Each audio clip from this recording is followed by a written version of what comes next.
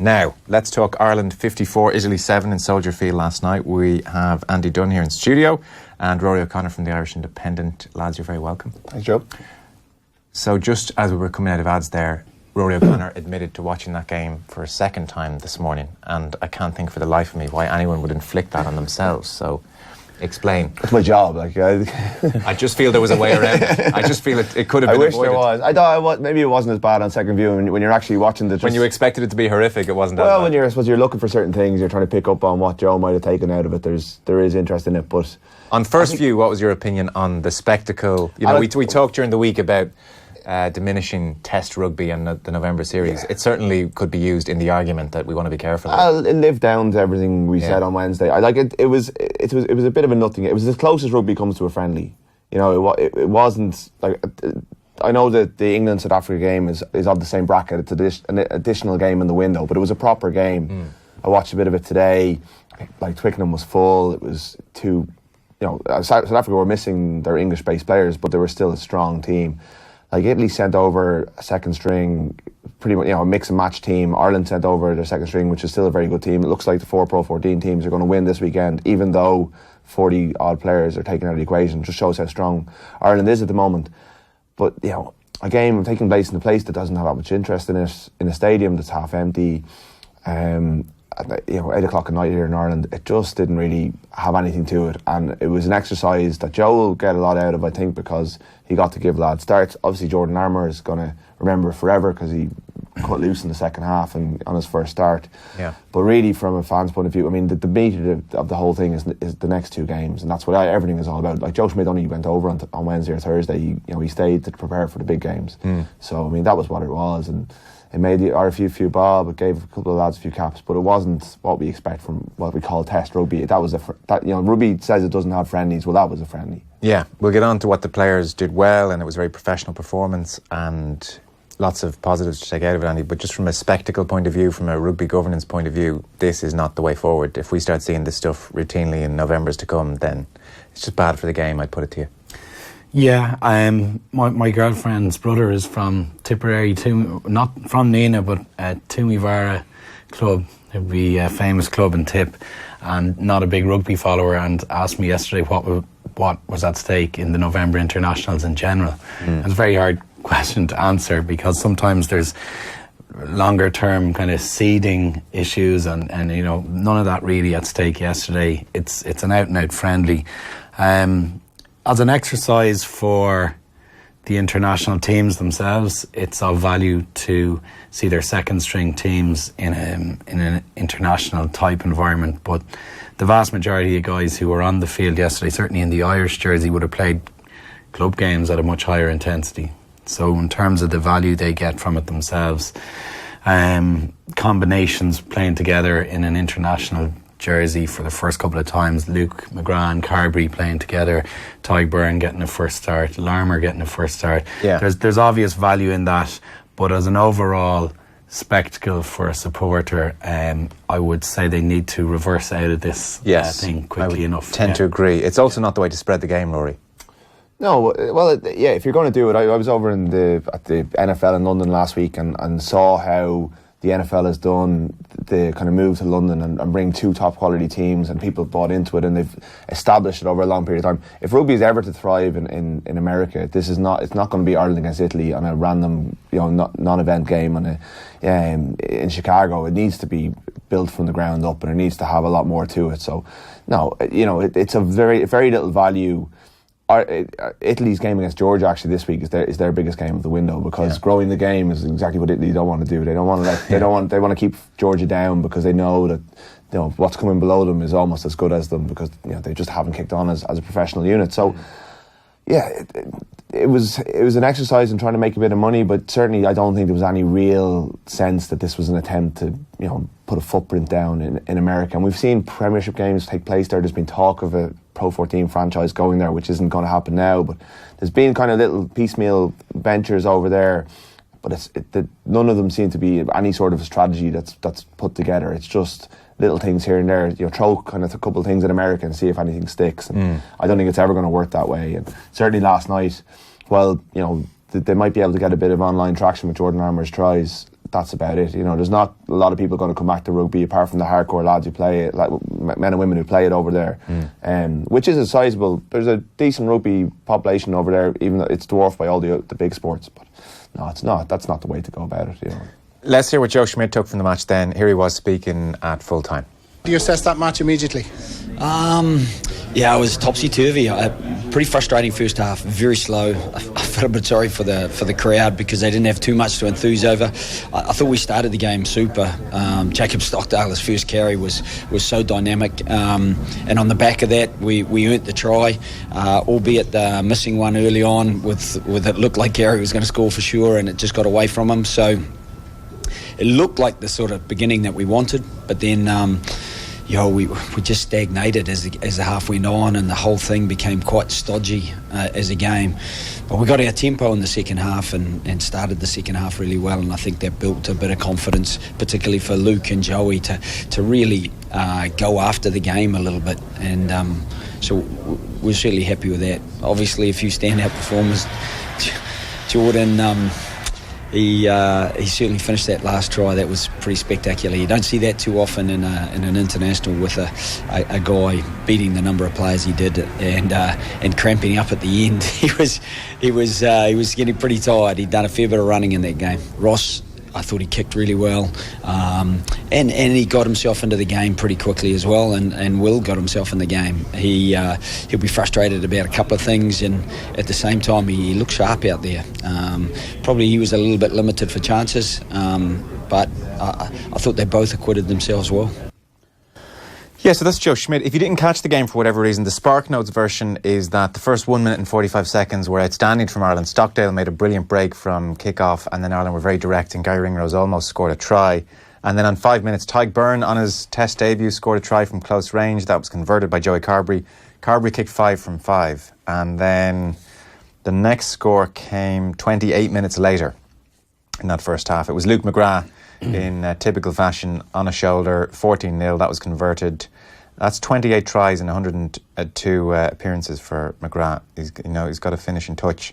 And then just before half-time, Campanero intercept, really good intercept in fairness to him, and made it 14-7 at half-time. So that was a relatively, it was drudgery to watch, but it was a bit of a contest. And then second half went try for Tadhg Byrne on 43 minutes. That was 21-7. Then Larmour kicked into gear, had a try on 45 minutes, 28-7. Sean Cronin with a try, 64 minutes. Larmour with a try, 42-7 at that stage. The tackling wasn't so hot there. Gary Ringrose got a try, 49-7, combined well with Bundyaki, and then, as Joe Schmidt said there, 80th minute, Jordan Larmour finished things off with a try. He ran the guts of 40-50 metres. I think he finished with about 250 metres ball in hand in total, Jordan Larmour. 54-7, Ross Byrne missed the kick at the end. So that's the short version of the 8 tries. I guess we've got to start with Jordan Larmour. What can you take from a game like that when the opposition were as Italy were last night, from Larmour's point of view? Well, he beat 12 defenders, but Ireland had... How many of those defenders might you have beaten? At least 4 of them. Maybe 3 or 4 today. But I think we could be a bit facetious in that he's shown he can do that previously. Yeah. He's done it in Thomond Park against Munster in the kind of white heat of battle. There aren't many Irish guys in our rugby culture, in our history, who've been able to do that, regardless of the game being broken up and regardless of it being against a weakened Italian side. So from my point of view, it's a huge positive that we've got somebody like him who can do it. And I think we've got probably 3 or 4 others who the shape of or the identity and typical identity of an Irish back, I think, is gradually changing into a guy who's a bit more evasive, footwork is agile and explosive. Typically we would have had a lot of kind of straight up and down type players in our history, particularly in the 3 quarters from 12 out, who probably didn't have electric pace compared to other national sides, but would do a really good, reliable job for you. And I think we're slowly shifting away from that, and Larmour embodies that in a way. He's the young, exciting guy who you're not maybe gonna. He's not pensionable because there's risk attached to him, but that's a progression in our game for outside back play. And specifically when you say the things he can do, so there's the pace is obvious. With his step off either foot, can he do that? Like, what can he do specifically if you were to analyse his running ability? Well, if you're breaking it down, a lot of guys struggle to change direction at the speed he can do. Some guys will inevitably, decelerate after changing direction. So a sidestep will stultify them. It'll slow them down a bit, and it makes the tackle a bit more achievable for the defender. Like when Christian Cullen broke onto the scene back in the mid-90s with New Zealand, he was the first guy I'd seen in years, maybe since like the 70s or 80s, like Gerald Davies for Wales, guys who could accelerate when they changed direction. So they're running, probably 70-80%, they're cruising, and then they change direction with a step and accelerate through a gap. It's a huge skill. It's really explosive, and I think he has that off both feet. He's got incredible speed off the mark, and they are the things that separate him, and very few Irish backs historically can do that well. It's funny you say that, because Conor O'Shea on Larmour said, asked about Larmour afterwards, and he was kind of saying, don't hype him up. He said, look, I'll leave Joe to do the talking about him. But he does remind you of a young Christian Cullen in the things that he can do, is what he said. So that's two of you now who've mentioned Christian Cullen. What jumps out at you about Larmour, Roy? Well, it's the obvious things, he's not the most, I don't think he's the most subtle player. Like, he's just explosive, he's powerful, he's really hard to tackle. And they're really strong virtues for an outside back. And I think what Joe Schmidt will hone in on is not the kind of garbage time tries, which were really, which will do well on YouTube. They're brilliant tries, and but the tackling wasn't great. I think it was the break for Luke McGrath's try and the way he drew the full back and put McGrath away. McGrath's cheat line is brilliant. He starts about 20 yards in front of where Larmour gets the ball. I think Luke McGrath or Luke Farrell might have pointed it out on TV last night, but he comes across really well on his shoulder. But that's what Ireland possibly don't do enough of in the back three, and it was a very Leinster moment, really, wasn't it? Yeah, just reacting in the loose to what was going on. Yeah, it was that kind of, because there was times like last night when, as the phase, that old Irish problem, as the phase counter went up, Ireland became tighter and tighter and slower and slower. Now their breakdown play wasn't great, but I think that was the one that Joe will hone in on and say, I want that in my team. And it's just where you get him into your team is the big question now, because he is so talented and he can play across the back three, and Joe mentioned he can play 13 as well. And is he getting to a point where he has to be in the team? I'm not sure we're quite there yet, but I think we're probably by Six Nations they're going to have to get him in somewhere, and I think potentially Stockdale is the one who's most at risk from Jordan Larmour right now. I think when the games get of much greater significance and intensity, and space is at a premium, a guy who can break up the game like that is hugely valuable. And he did it last year in the Six Nations game. He was criticised. There was probably a bit of a focus on the couple of missed tackles and defensive misreads and errors he made in the Italian Six Nations game last February. But he also had an incredible little 15-metre cameo where he actually made an Italian guy fall over in the other direction. He kind of scuttled through a gap, nearly scored a try himself, and I think created, 2 phases later we scored off it. When it becomes high intensity, and the type of game we play is we don't get as many offloads as most other international teams in the top 4 or 5 in the world. In fact, we're probably double the amount of rucks as well. So there's a very physically demanding aspect to our game that it lacks economy, and it can tire a team out. And we're very good at it, and we hold possession well. But when it really comes down to intensity and game-changing moments, he may well be, an ideal impact sub. Yeah, that's very true. Schmidt said last night that there are a few positional things that he's still working on, and we wanted to spread his time across 15 and the wing. We know he can slot in at 13 as well. Further to Rory's point, if he is to slot into this Irish side sooner rather than later, does he come in at the expense of 11 tries and 11 test matches, Jacob Stockdale? For me, I think he's a better rugby player, yeah. Yeah, I think Stockdale's the most vulnerable, because I think Larmour is probably more the complete package. But you're talking. It's like the flanker's decision. It's like the second row decision. It's 2 unbelievable rugby players who are not going to let you down either way. Yeah. I do think that the impact that Byrne and Larmour made in the final test in Australia will come back to haunt them a little bit, because they came off the bench that day, and Ireland don't win the series without those two coming off the bench in the way they did. They were the ones, when the game was going against them and Australia had this big power surge in the second half and Ireland looked, end of a long season, absolutely spent. It was those two players, and Larmour has this unbelievable positive attitude that he just keeps coming. Yeah. He'll make a mistake, in his debut he'll make a mistake, he'll still make that break. And I do think the 23 jersey suits him a little bit, because he does cover a range of positions, and he comes off the bench and he instantly makes an impact because he's so powerful, and he adds something in the way that maybe a McKenzie does over in New Zealand, without the kind of first 5'8" kind of first receiver element. But I think with Stockdale, just to hand on Stockdale, I think we should we can all be very harsh, right? Yeah, because he's 21 years old. He scored 11 in 11. He's already overtaken Simon Zebo. He's already overtaken Luke Fitzgerald. I think it took Simon Gagan, someone had in the paper today, about 37 odd appearances to score the number of tries Stockdale has scored. And he scored 3 times and 3 for Ulster thus far this season. So when you say a better rugby player, so expand on that. So from some specifics, I mean, it was a miracle Gagan got those tries with the Irish team that played inside him. Yeah, it's not totally relevant. Gagan in the current Irish setup, arguably our greatest player of all time. He's an incredible player. Yes. When Stockdale played in Australia, that was the first time I watched him where space was at a premium for him. He got a lot of tries that were really nice strikers finishes.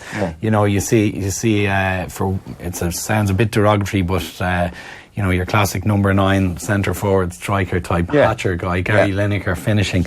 He was finishing tries that were, you didn't have to beat individuals. It was pace to the line. It was his angle, his dive, his body length. Can I interrupt very briefly there for a second? So my first instinct is to say, well, Gary Lineker is England's all-time top scorer. And if a guy can keep finishing and score, quote-unquote, standard, very scoreable looking goals, Ruud van Nistelrooy style, then that's just fine for me if he can do that for 10 years. So that, and I'm in agreement with that. Okay. But in the Australian game, where space was at a premium for him, he was given the ball with work to do on about 10, 11 occasions, and with work to do, with defenders in front of him, he kicked the ball away 7, 8 times because he didn't have the footwork and the agility to beat those guys. I think we're going to go into Six Nations and a World Cup series, or a summer series before the World Cup, where I think he's going to have issues. I don't think we're going to be able to create as much space. And I think that's where Larmour would separate himself against, specifically on a head-to-head against Stockdale. Stockdale, for me, was a little bit exposed in that Australian series, given work to do with defenders in front of him. I think excellent when he had that, like the scoreable tries to finish. He did it really, really well. And he was a breath of fresh air for us in that Six Nations in the Grand Slam. But I think that's the differentiating factor between him and Jordan. I think that's a fair comment. I think the text lines will probably be opening up about Rob Kearney, because as they always do. But I think we saw in Toulouse that Jordan has a bit to go with fullback in terms of the basics of covering the backfield, all those things that are overlooked with Rob Kearney. And I think that's why he'll continue when fit to be the number 1. I'm not sure he'll make it to the Argentina game, but I think for the All Blacks, I'm almost certain he'll play, because he is still doing all those things that people take for granted, that when the game went against Leinster in Toulouse, and Jordan Larmour just showed that he still has a bit of growth in that part of the game. And often Rob Kearney benefits from being in the stadium to watch him, where you get this sense of calm all around him, whereas in television he might be at a shot for a lot of it, and you don't actually know the influence he's having on the bloke who has the ball 30 yards further back the field. Yeah, no, that's it, and it's the kind of stuff that coaches appreciate, but doesn't often come across. And it's he's not going to score the tries that he scored last night. That's just not Rob Kearney now at this stage of his career. But he is doing an awful lot in those big games that are decided on what Joe Schmidt calls the fine margins. Yeah. That's where he continues to earn selection. That's why the coaches keep going back to him. And in 10 years' time, I mean, Joe talked there, Schmidt talked about he can slot in at 13, wing, 15. Ultimately, where is Larmour going to cut his teeth? 15? Will he be a 15 ultimately? Probably. I'd differ. I think as the game evolves, he's going to, I don't know how, because there's a lot of competition around there, but I actually think he's going to end up moving infield, like the way Gordon Darcy was a winger and a 15 at the start of his career, and he became this impact player who couldn't quite get into a team until Gary Ella changed it up in Leinster, and suddenly he was a 12, and his first international series as a 12, he got Player of the Six Nations. And because Darcy had that specific ability and footwork to break a game up centrally. And I actually think, I don't think it's going to happen now because there's too many good guys there. Darcy came in when we had a dearth, there was a lack of 12s. Henshaw and Ringrose aren't exactly old men. No, they ain't, and Bundyaki either. So, but there's also a lot of history with Henshaw as a fullback, for example, who's a lot younger than Carney. He played there last week, and kind of passed unnoticed a little bit as John well. Muldoon, who's about 4,000 caps for Connacht, and would be a really intuitive reader of the game, still maintains that Henshaw, for example, is a better fullback than he is a centre. So, we don't have to be cast in stone about those ideas. I actually think it could be an incredibly exciting move to move a guy with that kind of ability and footwork more centrally. But Joe said last year for the Fiji game that Henshaw, what they wanted to have a look at him at fullback, he put him on the bench, but because it was tighter than they expected, he had to bring him on the centre. But last week he goes and put, we don't know whether it was his influence that had Leinster play Robbie Henshaw at fullback, but we would suggest that a phone call might have been put in. It's an interesting timing to see Robbie Henshaw get a run back at fullback where he was exceptional for Connacht in the year they won the Pro 12 as it was then. It's very exciting to have that level of flexibility and those possibilities in the backline, isn't it? Yeah, it's hugely exciting. That's that identity of what is our typical Irish back. I think it's evolving and it's changing and really exciting. I don't think it's as deep as it could be in the back three. It's not as deep as it possibly was the last World Cup, but the top level is very, very good, and it's going to be good players missing out as there is in other positions. Yeah, okay. So 45 minutes gone at the Aviva Stadium. Quick check-in with Nathan Murphy. Nathan? Yeah, it is still Cork City 1, Dundalk 1, and the tempo has subsided a little bit after that blistering few minutes when we had both goals. Sean Hoare heading home from a corner kick from Michael Duffy, and within a minute Hoare had given away a penalty at the other end when he went straight through the back of Carl Shepherd, and Kieran Sadler stepped up to fire the penalty past Gary Rogers in the Dundalk goal. The quality's dropped a little bit since then. Both sides have had chances, though. There was another header from Brian Gartland that was cleared off the line from the corner kick, while Gary Buckley had a volley well saved, a powerful volley singing off the surface, well saved by Gary Rogers. But I think it was played at such a frenetic pace for the first half an hour, it was going to be hard for both sides to keep up with it, Paul. Yeah, you hit the nail on the head there, Nathan. It's been high in action and a bit low in quality. Probably playing into Cork's hands a bit more. I think Cork have actually played quite well. Stephen Kenny-Love definitely be looking for more from the likes of Chris Shields, Robbie Benson, and in particular Patrick McElhenney. He's gotten on the ball at times, McElhenney, but hasn't really done much with it. Their go-to man is probably Michael Duffy. Conor McCarthy's on a yellow card, and Duffy with his movement seems to be causing them problems, so that probably looks as if it's their best route to goal. But definitely a game that has been probably lacking a bit of quality, like I guess previous years. Yeah, we're in first half injury time. There's going to be quite a bit of it, mainly because of what I'm going to describe as Operation Kill Chris Shields in that first half. They've really targeted the Dundalk midfielder. He's been involved in all sorts of incidents that have resulted in injuries to himself and injuries to Cork midfielders. It meant there was quite a bit of stoppage time, but it's been a really entertaining first half, and we've had a couple of goals as well, and in injury time it is still Cork 1, Dundalk 1. Great stuff. Thanks, lads. Second half to come. So on another day, Tyke Byrne with his 2 tries in his first test start, and plenty of other good stuff, would be the guy we would have jumped off talking about. He continues to underline his credentials, doesn't he? Yeah, he's just looks more and more like a quality international second row. I mean, he's been such a star signing for Munster. He's done everything that you could have. Munster fans, everything Munster fans could have hoped he would produce. He has produced so far. Yeah. And I think the next step with his international kind of performance is to add that bit of breakdown work, because I think that was one area that Ireland really struggled last night, particularly in the first half, was to get over the ball, and he didn't really. I wonder whether he was handed that role, or was he told not to, or whatever way he approached it, but he wasn't really getting involved in that side of the game. But his ball carrying, that would be one of his first strengths that you would have associated with his Scarlets days. Yeah, but the roles changed. I mean, he talked a lot when he came to Munster about how this is a very different setup, a very different system that he has to change. Now, Van Graan has said he has, they're going to give him a bit of free rein that he can identify himself. Okay. But Ireland is a very system-based team. So we shouldn't expect him to be poaching as much. I think they might just ease him into it, get your basics right, and then slowly get that going. And you just don't know whether they're trying to keep stuff under their hat for future games. With Joe's always thinking so far ahead with these things.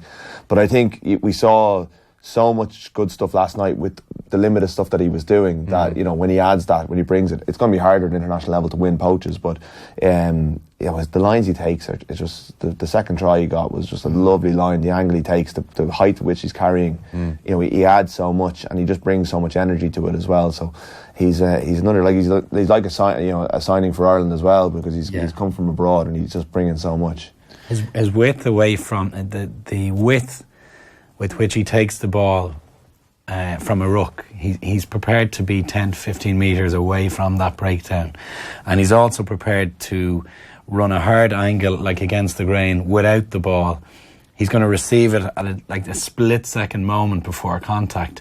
A lot of guys in his position over recent years probably prefer that ball 2 yards earlier, so they feel comfortable catching it in the belly, dipping the shoulder and hitting contact, where he's actually trying to slice through a small space and is prepared to take that little kind of a gamble. And you can see there was that pass from McGrath to him for that try, that was very instinctual. You could see that he was running to the ruck and whipped it away almost without thinking, because players are starting to adapt to that type of line that he runs, it's an immensely powerful thing to bring into a group, that people start to adapt their game in anticipation of what this particular guy does. Good players react very quickly and adapt quickly. And in the same way Rhys Ruddock said, you know, it's hard sometimes to run support lines for Larmour, but we're getting better at it. You suspect Luke McGrath, even with a 20-yard head start, said, I better start sprinting now. But it's instructive, because he's saying we're getting better at it. They're changing their approach as an individually talented player to accommodate what one guy can do really well.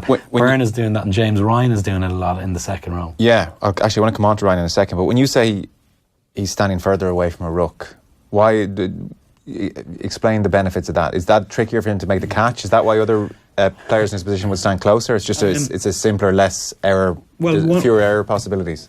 One thing is your how you read the game off the ball, and your anticipation is important. So he can find himself in positions.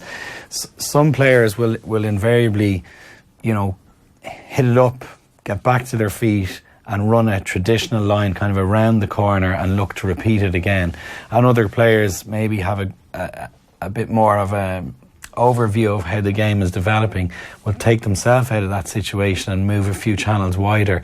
In the event where space might become available, they're happy to take that role on. If you were to put a number of front five guys after a lot of physical carries and rucks 10 yards wider, a lot of them will feel uncomfortable, and it's like I'm out in the headlights. Feel isolated almost. I'm a bit isolated out there. He also is prepared to take that risk of running a line with the ball in mid-air, and he almost intercepts the pass running through that hole, where a lot of guys would also, if we're making comparisons, want that ball earlier, and therefore slightly more predictable, but it's a bit more comfortable for that carrier to hit contact. The problem is you're getting into another ruck situation, of which we had 148. And if you look at New Zealand, South Africa, England and Wales yesterday, they were all under 80. So I'm kind of waving just a little yellow flag in that. I know it was Italy and it was a poor side. We still had 148 rucks, where all the other international sides are playing a slightly different game when it comes to rucking. So they're 60 less on average than us in a game. And we're talking about taking physicality out of our game. Yeah. It's going to be hard doing that. So a guy like Byrne and Ryan, who can cut lines and offload, are going to be hugely important over the next 12 months. And what about the counter argument, which might be that Ireland, you know, Conor Morris mentioned it last night, of the top tier nations, Ireland are the only one in 2018 who've had the ball possession for over 21 minutes per game. The obvious quick argument you could make is, yes, there's a lot of energy expended and a lot of rucks, but the other team can't score without the ball. So actually we're controlling the game. I mean, we're killing the minutes in some respects. So you could be looking on and saying, well, there's not much penetration here, but the flip side of that could be, we can't concede here. Absolutely. Well, yeah, and I think that's borne out in the results, and we're number 2 in the world for a reason. I'm a little bit hesitant that is an approach that can continue and continue and continue without having a physical toll on the players. So do you think in a World Cup particularly, where it's so intense? I think when we've got 4 games in jig time, playing a real nasty banana skin against Scotland as an opener, the host nation, a huge Russian team, a huge Samoan team. You know, do we need 30 players? Do we need 45 players to play 4 games like that in a row? That's just something I'm worried about. I hope it doesn't sound like No. I think it's a very interesting discussion to have. Are we approaching a point, though, where we can play an entirely fresh 15 for the second 2 games? Yeah, well, we are. I mean, I think so. He'll manage it. I don't think this. I think he'll, because I think the turnaround 6 days between the first, which are the 2 big games. I think he'll play 80% against Scotland, or maybe 100% against Scotland, and then 75 against Japan. And then the other 2 games, it'll be a case of he'll be trying combinations.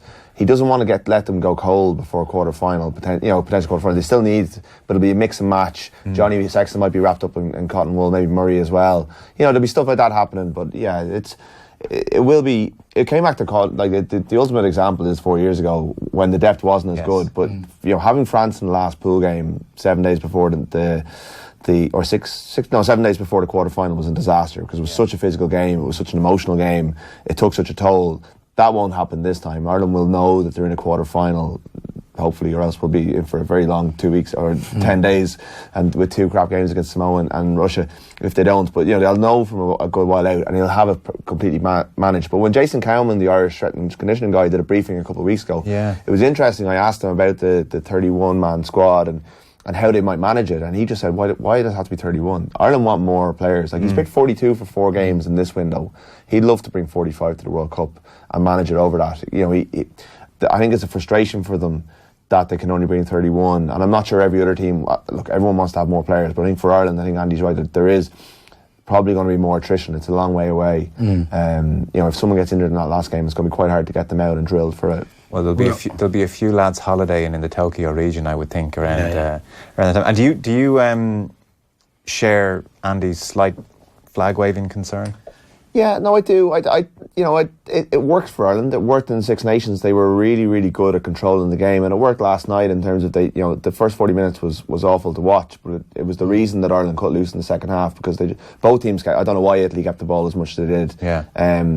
It was Harry Carey stuff. They were just playing themselves into a hole, because they should have played a kicking game. They should have tried to play for territory, slow the game down, because it's exactly what Ireland do. They were trying to play the same way. I don't know, is that predetermined? I'm not sure.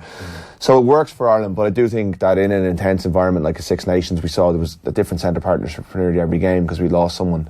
And the World Cup is obviously going to be like that. So there is a risk there, but at the same time, you're limiting the amount of time that the opposition has the ball. You're completely in control. You've got really good halfbacks who can, change strategies within the game. Joe doesn't always play the same way. But yeah, it's a risk, but there will be a risk for playing without the ball as well. Okay. There's a little ace in the sleeve with Jason Cowman that you mentioned there. He's so versatile. He's, for those listeners who wouldn't know him, strength and conditioning coach for the Irish team, but he's in the game since it went professional almost, and he's so adaptable and he's so rigorous in his approach. He's a really interesting guy to sit down and chat to, and I think he's a little ace in the sleeve in the support staff that Joe, I'd say, was quite aware of, and our injury profile has decreased significantly in recent years, so someone like Jason needs great credit for that. It was probably part of that same briefing you mentioned, Rory, but he did do a few interviews recently, and he talked about recovery time has now stretched into the Thursday from the weekend, and the toll that the modern day rugby player takes is quite incredible. I want to touch on England-South Africa in a moment, and we'll go over to Nathan and hear about that first half in a little bit more depth at the Aviva. But just before we leave the game last night, I think we have to touch on Ian McKinley. Yeah. Like, you've played number 10. I was saying to Neil earlier, I don't think there's any position on a rugby field that's in any way easy playing with eyesight in one eye. I was half positing the theory that maybe, just maybe, if you're out in the wing and you're not going to be blindsided by the touchline, which is relatively consistent and vaguely in your sight, that might be semi-doable. I can't understand how someone plays a 10 at international level with eyesight in one eye. What he's doing is extraordinary. Yeah, it requires huge. His whole story is inspirational. It's movie stuff. I played a club game against him in, I think, 2010, 10-11 for Albevo against St Mary's, and he was a young guy, and I was the old dinosaur kind of finishing up, and I actually thought 15-20 minutes in, I thought he's gone to sleep defensively and I'll try and pick him off. Oh my God, I got I got absolutely smashed in the ribs by him and drilled into the floor, and it doesn't happen a huge amount by opposing 10s. Yeah. He's got a lot of physicality and courage to his unspoken game. agreement between you number 10s. Yeah, I was like, well, you take enough punishment who's elsewhere. This young upstart? But, you know, you could see in his game even then, he'd very kind of cultured left boot, really good passer, and a lot of physicality and defensive strengths. Obviously, the eye injury happened around that period. I think it was only a couple of months later on. And he went through all kinds of emotional upheaval in your day-to-day life, let alone get back to international rugby. He climbed his way back into rugby slowly by getting involved in coaching down in Italy, and at a very kind of lower league, you know, local level, and somehow managed to get back into coaching at a higher level, then started to put the boots back on, then had regulatory battles with the IRB about his glasses. Every single part of it is admirable. To answer the question about how does a 10 play that level with, you know, essentially one eye patch on, it's incredible that he can adjust. The one saving grace, I would say, for him in that sense, he's a bit different in that he's a left footer as well. He can shape his body in certain directions. He can kick to different angles that back threes mightn't traditionally be that used to. They're more used to the right-footed 10 just traditionally. So yeah, it's a serious challenge that he has in his hands, and I would love to see him try and break into the starting team there. I don't know what Conor O'Shea's views are. He has him as a substitute at the moment, but inspirational story, yeah. Is there anything else I should mention from the Ireland-Italy game, lads, before we move on to England and a few other bits and bobs? Is there any big point we've overlooked? I guess Joe Carberry was 5 from 5 and very solid, and Luke McGrath has put his hand up as much as he could again, I think. Yeah, I think Carberry just showed that he probably needs more time in the number 10 jersey at that level. Like, he was good, but there's still room for, you know, there was a couple of kicks out in the full, stuff like that will just come, I think, with time, and he'll get that at Munster, maybe less so at Ireland, but probably a valuable 60 odd minutes. I thought Byrne was very good when he came on, Ross Byrne. I thought he slotted in well, and as he tends to do, he just runs the game really solidly. And McGrath, you know, again, I thought he was playing with a lot of dirty ball in that first half. You know, the Italians did manage to slow it down. I thought Ireland were very high at the breakdown. Kind of went, you know, a lot of the latch players kind of flew over the ruck and didn't actually clear out anyone. You know, but I thought then Cooney came on and looked very good. Cooney looked really quick. He ran a couple of sport lines off Larmour that he kept up on him. Like, he was hungry to try and pick off one of those late pass me the ball plays and I'll jog it in McGrath style. But I actually thought Kilcoyne was very impressive when he came off the field in the loose. I won't go into scrummaging as it's not my level of expertise, but his general contribution around the field when he came on looked really hungry. He was very, very aggressive when he carried, and I think he wanted to just show Joe what he can do around the field, you know, and he did stand out in that period. On the Conor Murray situation, by the way, Schmidt was talking and said, based on the training in the last few days, he's super, super sharp, which was good news. Though he said, I think because we're going to err on the side of caution, he would still be a very outside chance of being involved. To be honest, he would have to be really flying in that New Zealand week to be involved, but it's definitely given me food for thought the last few days working with him and seeing how sharp he was. Interestingly, on the Air Sport coverage afterwards, Eddie O'Sullivan picked his New Zealand team, and in the back row he went with O'Mahony at 6 and Stander at 8, and he said you could flick a coin between O'Brien and Van der Fleur, but he went with Van der Fleur because he said you want a natural 7 out there against the All Blacks, in his opinion. The really interesting one was no James Ryan in his team.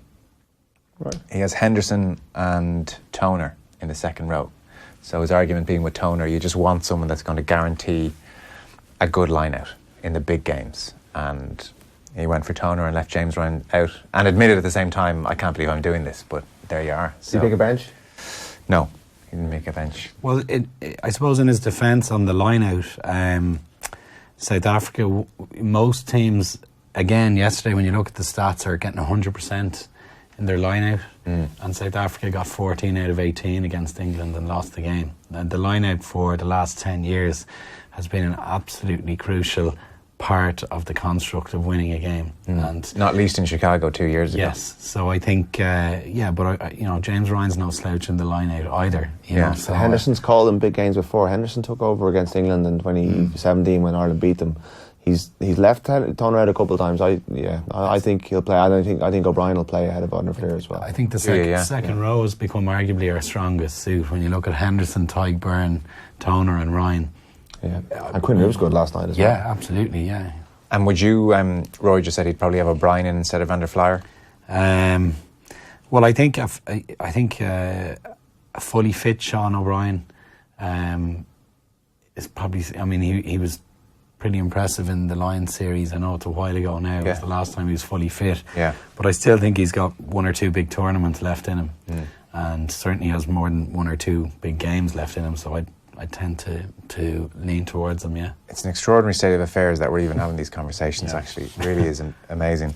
So actually, one of the big news of everything from Chicago was Joe Schmidt on the decision. I mean, if you take, everything that's happened over the last few days. So he confirmed he's going to decide if he's going to stay on or not by the end of November.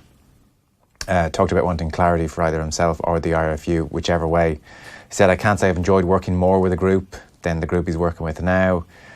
He said that I've spoken to my wife, even the kids, talking to Tim last night, just trying to make a decision that is the right one for all of us, really. So we're going to find out in the next 3 to 4 weeks if Joe Schmidt is staying on or not. Yeah. Can we organise a march or something to try and sway him, or what do we have to do here?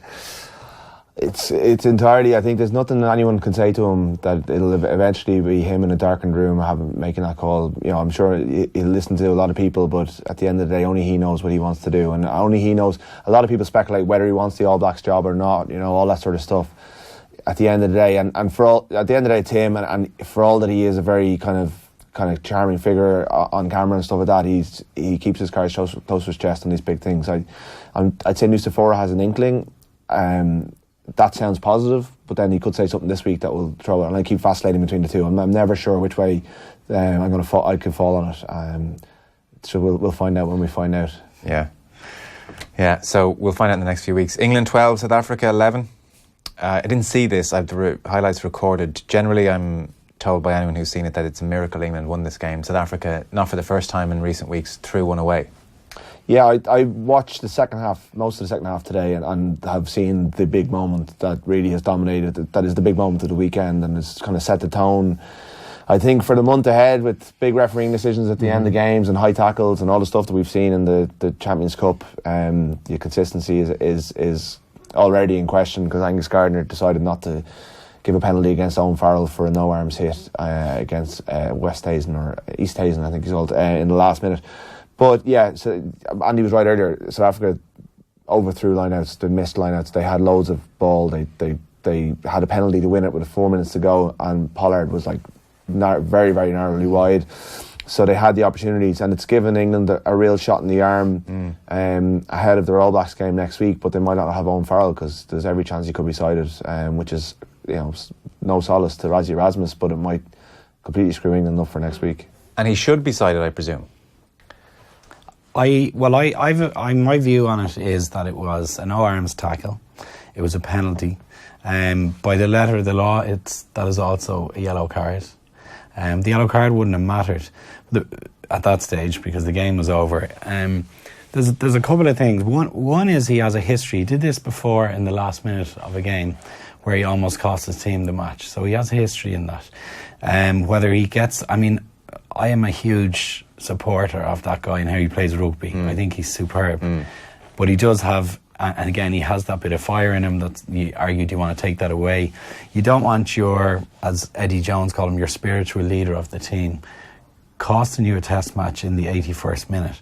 Now, when we look at these debates and the apparent grey areas, there aren't any. Like, in my mind, there isn't a grey area. We're clean. The game is being cleaned up, and we saw with Cipriani, shoulder to the face. Right, okay, arguably accidental, no malice. Red card, leave the field. Simple. And the referee was strong enough to do it. There was this paradigm shift in 2011 when Alan Rowland, stepped up to the plate and had the courage to send off Warburton in a World Cup semi-final for a tip tackle. And the rule was, if you tip the player beyond the horizontal, it's a red card. And again, I hadn't a lot of time. I had a lot of time in my hands this morning, and I looked up where the phrase paradigm shift comes from, and it's a American physicist and philosopher, Thomas, I think, Kush, or I can't remember the name offhand, and he said a paradigm shift is defined by when an example of people within a community who are established within a community are wrong about scientific facts. So all the community, and I noted O'Driscoll, who's obviously huge profile based on his history, came out and defended it. A paradigm shift is where something changes, where the established community or the people very respected within a given area are proven to be wrong. And in the case of Farrell's tackle, the argument being he made such a physical contact that he couldn't hold on to wrap the arms. You can, particularly with this guy, Westhazen was going nowhere and the ball was on the floor and you're 55 metres out. He could have absorbed that tackle. He could have wrapped the arms and made a much cleaner, safer tackle. And he chose not to. I think the game needs to be, you need a referee to be very strong in that situation and say, by the letter of the law, you didn't wrap the arms. But so what that the impact was big enough? Your responsibility is to make sure the impact is not big enough or that you absorb the tackle. But the problem then is you've got defensive coaches coming into the Monday morning meeting and I've seen this even 10 years ago. How is the collision broken down in the data and the analysis? Is it a soak-up tackle? Is it a negative collision? Is it a neutral collision? Or is it a positive collision? And you're damn right that every defensive coach and head coach wants a positive collision. But sometimes you can have a positive collision by absorbing contact, scooping a guy's leg, driving him, shoulder into his chest into the floor, pounding him into the ground. That's all legal. You don't have to make the initial impact to be as explosive that you can't wrap the arms. And that's where a paradigm shift needs to happen, because it happened with Warburton overnight. That completely disappeared out of our game as an issue because Alan Roland had the balls to make a decision in a World Cup semi-final. And your man had a funny quote, the physicist, saying paradigm shifts come by one funeral at a time. In that it takes something monumental to cause a paradigm shift, and the guy bottled it last night, the referee. And it would have been a paradigm shift had South Africa beaten England and Twickenham, and 2 games later the pressure that built on Eddie Jones caused him to lose his job or something like that. But as long as the ref wasn't strong in that situation, I believe these things keep happening, and there's no need for it because the letter of the law suggests otherwise. Rory? Yeah, I haven't been reading any physicists today, so I feel a bit... I like to read physicists on a Sunday morning. For the record, philosophers. For future reference, don't admit to having looked it up. Just come in and say... Oh, yeah. It suddenly occurs to me now... Anyone who knows me, I'm not lofty enough. But. It suddenly occurs to me now, a paradigm shift is... That's how you do it in the future. Yeah. I think Andy's really very right about the fact that it was just an unbelievably risky play to make. And if it was a World Cup final... Can I interrupt for a second? Because I still haven't seen... I've seen all the pictures of it. Yeah. Okay. Did everybody around him suddenly... Did all the South African players turn to the referee and say... Yeah, Stuart Barnes on comms instantly said, that's a penalty. Okay. And was very, very definitive. Basically said he's a very, very lucky boy if he gets away with this. And, at the 84th minute, I think it was, of a test match, to make a tackle like that, if it's a World Cup final, he's the hero. He's the massive villain. Or the villain. It's such a risky play to make. And he is I'm sure over in England he is the hero because he's made this unbelievable tackle. Twickenham was raucous at the end. The ball is kicked off, and if the final whistle had gone then, he gets his moment. Then he had 2 minutes of watching the video on screen before he got his moment, which kind of ruins the finale, and there's another argument to be had there. But did the referee have a look at it on the screen? Yeah. The final whistle was about to go when he got a check from above. Right. And he went upstairs and he said that there was enough in his right arm going round to suggest that he was trying to wrap. Now his left arm is down here, and he makes... I think I might have the sides wrong, but the one he makes the contact with... That was the right arm. Is the arm is down. One of the arms kind of flails around. The other one comes up afterwards, but your man is gone because he hasn't survived the contact. But as Andy said, if the tackle had been more legal, he wouldn't have had to survive the contact. He would have rolled the challenge.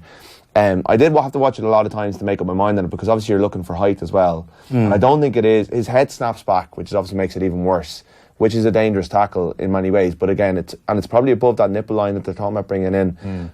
So there's so much at play that Angus Gardner's looking at. Not only is he looking at trying to make this decision, he's got 82,000 people screaming at him, final whistle, the eyes of the world on him. But at the same time, I think his reasoning for giving it was not strong enough. The arm did not wrap. The arm was it was a fairly piecemeal attempt at wrapping the arms, and it made, because he couldn't wrap his arms, it was a dangerous tackle, and it was definitely should have been a penalty. I'm not sure about a yellow or suspension.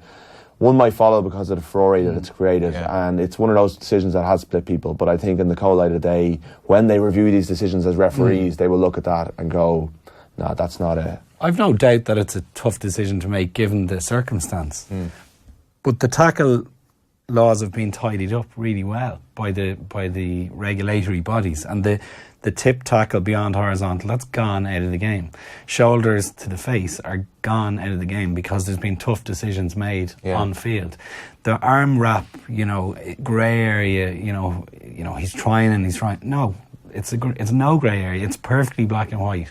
You didn't wrap the arms because you hit him so hard that he was too far away to wrap the arms. It's not an excuse, because your responsibility as a tackler is to not do that. Yeah. His head rocks back and forth like a rag doll because the level of contact was so big.